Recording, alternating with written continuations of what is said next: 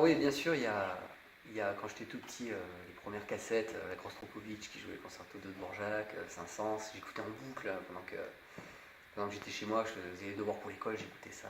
Arrivé au bout, je revenais, je changeais de face, je tournais ça en boucle.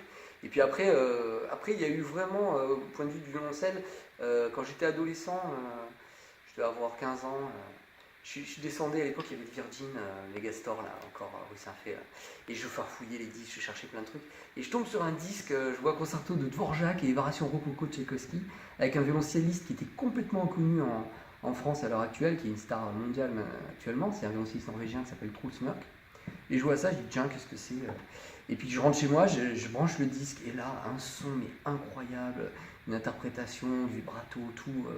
Musicalité, ça a été un vrai choc pour moi. Et après, j'ai acheté tous ces disques. C'était pour moi, il y avait eu une source d'inspiration dans le son, dans la manière dont il jouait. Et donc, je peux dire que c'est vraiment un choc musical à l'adolescence. Ouais.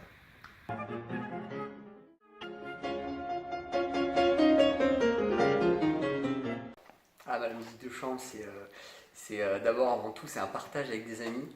Et là, on peut choisir les gens avec qui on joue. Vraiment, en musique de chambre, on peut choisir le répertoire, vraiment ce qu'on a envie de jouer, souvent.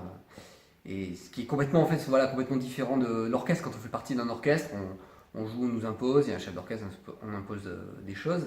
Donc on n'a pas le choix dans le répertoire. Alors que la musique de chambre, on peut dire ah, j'ai envie de jouer cette œuvre, celle-là, il faudra que je la joue un jour, ça, je voudrais la rejouer parce que la dernière fois, c'était pas comme j'aurais voulu. On joue avec vraiment des amis, gens qu'on a choisis.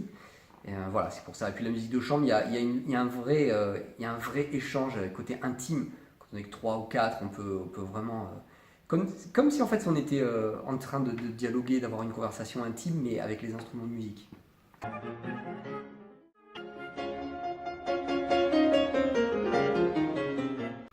Alors déjà, la place de l'instrument et du violoncelle n'est pas traitée de la même manière selon l'époque.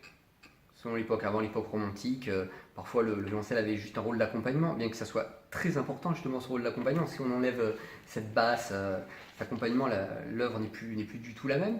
Et ensuite il y a eu vraiment une exploitation, enfin une utilisation du violoncelle de manière beaucoup plus solistique dans le groupe de musique de chambre avec une vraie partie.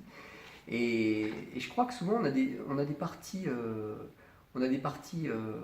sent que les compositeurs, il y a une recherche, ce son, ce qui peut amener comme une voix humaine dans un groupe de musique de chambre, le violoncelle qui soutient un petit peu tout le monde, le rôle de la basse, mais en même temps, c'est cette voix humaine, cette expression du violoncelle qu'on retrouve, par exemple, dans Quatuor de Schumann avec piano.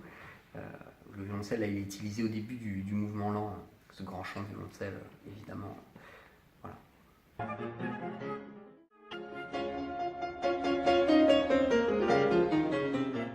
Oui, bien sûr, on parlait tout à l'heure du Quatuor de Schumann. J'ai envie de dire quel violoncelliste n'a pas envie de jouer ce Quatuor de Schumann, ne serait-ce que pour le troisième mouvement. Je veux dire, cette phrase, le mouvement qui commence, cette phrase de violoncelle, on est vraiment dans typiquement le registre du violoncelle qui touche profondément ces sonorités. Dans le médium du violoncelle très chaud, comme ça, son attaque là, comme ça.